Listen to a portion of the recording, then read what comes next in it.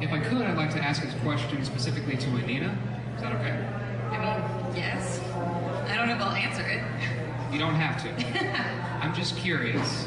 The various things that you've said online over the past few years, do you truly believe them? Okay, dude. Alright, can we please remove him from the question line? That is not harassment. I'm asking. It's a stupid question. Can we please remove this question asking the harassment? So yeah, that was a fun experience. I asked a very simple and straightforward question, and I was almost immediately removed from the question line. I mean, at least I wasn't completely kicked out of the panel or out of VidCon. I suppose it could have been a lot worse, although I really doubt they could have justified that. So I haven't actually had anybody ask me to explain my question, but I just thought that I would because it is kind of an odd question. Actually, there was somebody who I think was somewhat of an organizer of some of the panels, because I saw her at a lot of the panels, and she actually came up to me. She sat down and said, I actually didn't think that your question was that bad, but she said that it was kind of an odd question, and I just thought that I'd explain it because it's not necessarily one that you would expect someone to ask, and I don't think that I really needed to ask it, but I wanted to ask it. Now, the reason for my question was to kind of probe Anita's mind. I kind of referred to it a few times with different people as a psychological probe. I knew that she would say yes. If she said yes or no, she would say yes. Why would she say no? That doesn't make any sense. Of course she, believes the things that she says, but the point was to figure out if she truly believes what she says. In asking that question, you can look at how a person responds, and you can get an idea for what they really think. It's not guaranteed, you can't be, you're not psychic, so you're not going to know for sure. But here's a really good example.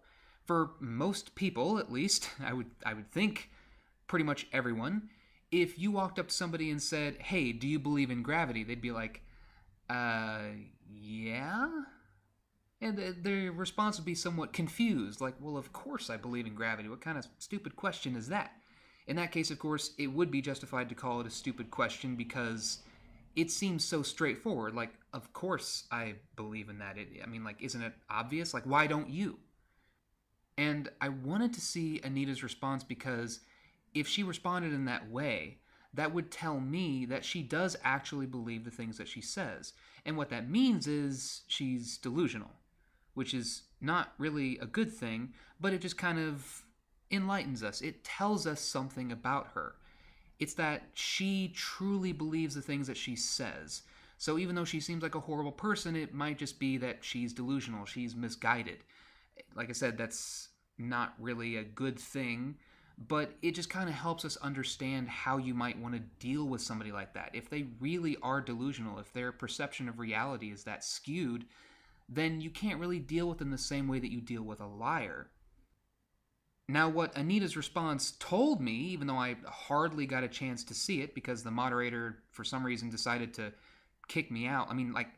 Almost immediately. Actually, in my memory, it didn't even happen that fast. I had to look at the footage to realize, holy shit, that was way quicker than I remembered. It was instant. I couldn't believe how quick she was. It was like the moment I addressed Anita specifically, which I admit, already kind of walking on hot coals there. That's already kind of dangerous. It was like the moment I did that, she was just waiting for me to say something that was even remotely challenging. And believe me, I was going through in my head the best way to phrase that question because I knew that it was going to come across as somewhat antagonistic. Originally, I was just going to ask, do you believe the things that you say? But that would have immediately shut her down. Yeah, it might have gotten the response that I was looking for, but I wanted to try and come in as nice as possible, which I feel like I pretty much did that. I don't think I could have been more polite. I even asked her if it was okay to ask her a question. I think I was as polite and as kind as possible. I was not harassing her at all. I just asked her a very straightforward question that I think is relevant, and the point of it was to see how she responded. And her response, okay, dude, To me, what that told me is, and other people might interpret it differently, but what that told me is she doesn't actually believe the things that she says. Maybe even consciously she does, but deep down she knows that she's full of shit. She knows that she's spewing lies. Because you wouldn't have that kind of response.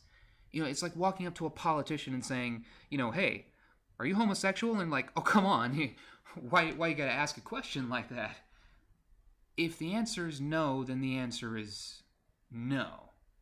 And there are plenty of other examples you could give. If you haven't figured it out from any of my other videos, I'm completely shit at analogies.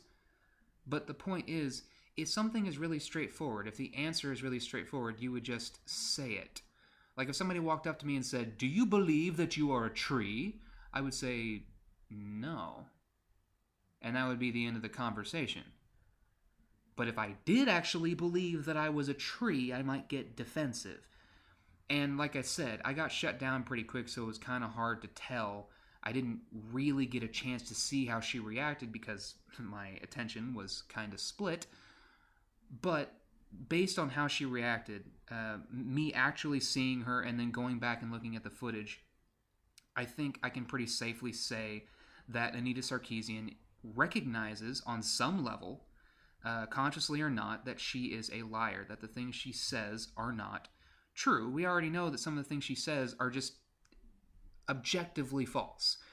Right down to one of her most famous quotes, everything is sexist, everything is racist, everything is homophobic, and you need to point it all out. Something like that is inherently false. But what this tells me is that she realizes this on some level. Maybe she's completely aware of the fact that she's full of shit, but of course, she's making bank off of it. Her popularity is due entirely to her status as a victim, so she's not going to admit it. I mean, I still think that there's a possibility that consciously she may believe this shit, but on some level she knows that it's wrong. She knows that she's just spewing lies. And, some people might think that it was kind of a waste of a question, that there were better questions that I could have asked. I'm sure there were. I could have thought of other questions, or I could have just not asked one, but I saw this as a really unique opportunity because dealing with someone online, and I've never actually engaged in any kind of comment back and forth, any kind of video response back and forth. I mean, I'm too small of a YouTuber to really do that. But I've never had any kind of virtual back and forth with Anita Sarkeesian. I've never even sent a message to her. I've never tweeted at her. I just got a freaking Twitter at VidCon, so I definitely haven't done that before. I've never sought her out. I've never sent a message to her. I don't think I've ever commented on any of her videos, maybe one or two, if that. I don't even remember. So I've never even really attempted to communicate with her. But this provided a really unique opportunity to talk to her sort of in person, to actually see how she reacted in person, because I think that's really important.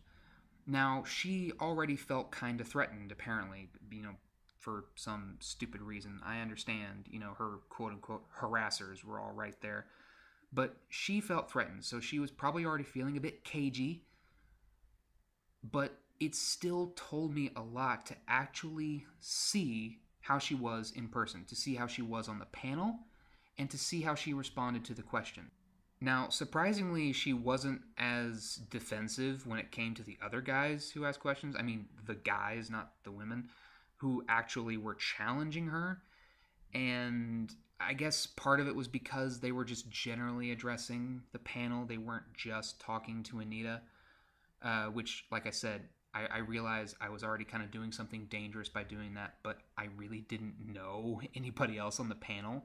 But I knew what Anita Sarkeesian had said before, so I wanted to address her particularly. I didn't want to try and accuse any of the others of doing the things that she had done. I was focusing specifically on her.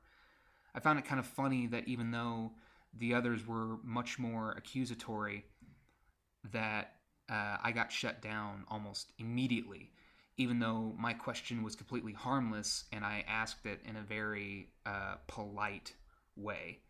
But anyway, if this question needed any explanation, there you go. There it is. There's the explanation for the question that I asked Anita Sarkeesian. Like I said, it was just a psychological probe. I just wanted to see how she would respond, her body language, what she actually said. I don't know why, but I thought she would just say yes. And the way that she said yes might inform me a little bit. But she didn't even answer. She just said that it was a dumb question, which to me is like, well, you may view it as a dumb question, but if it's so stupid, why is there not a simple answer? Like I said, if somebody asked me, do I believe in gravity, I would say, yeah, that's a dumb question, but I would still say yes. I would just say, well, yes. There's no reason for me to not say yes, because of course I do. You know, it can still be a stupid question, but okay, if it's such a stupid question, if the answer is so obvious that it's a stupid question to ask, then why not give me an answer? Why did you refuse to answer? Now, like I said, I don't know, maybe she would have kind of provided some sort of answer if it wasn't shut down almost immediately, but the fact that her immediate response was to be defensive and to just dismiss the question entirely, that tells me pretty much what I needed to know. That she, at least on some level, does not believe the things that she says. So, yeah. Anyway, I had a lot of fun at VidCon. It was really cool to meet a bunch of people that I'm subscribed to, like nearly everyone that I'm subscribed to. I'm really not subscribed to a lot of people, but certainly like the main people who I watch all the time. It was really cool to meet Chris Raygun. It was awesome to meet Sargon of Akkad. It's funny, it was actually a bit more surprising to me to meet Skeptic and Shu, because I had no idea that they were going to be there. I knew Sargon was going to be there. I figured Chris would be because he lives in LA. But it was really cool to see them there. There were way more people there than I expected. Like I had no idea that like Jeff Holiday, Vernaculus, I had no idea. Honey Badger Radio, I didn't know that any of them were going to be there. So that was really cool. I had a great opportunity to hang out with them, to just chat. I mean, I didn't chat a whole lot with like Chris Raygun or Sargon, but they were really nice. They let me take pictures. The Warskis let me take pictures. Everybody was awesome. Matt was really approachable. Like Matt, Derek, and Andy, they were probably the most approachable. Not that everyone else wasn't, but they were really friendly. They would approach us, like the smaller YouTubers and the just kind of the groupies. So that was really cool. But yeah, VidCon was fun. It was expensive, and I sprained my ankle on the freaking ninja wall, but it was fun. And I look forward to going back next year. Now that I'm living in LA, why the hell not? I'll go back next year, and hopefully there'll be more shitlords, and I can rejoin Kekistan, I guess. I'm Drachona, and I'll see you next time. We'll be right back.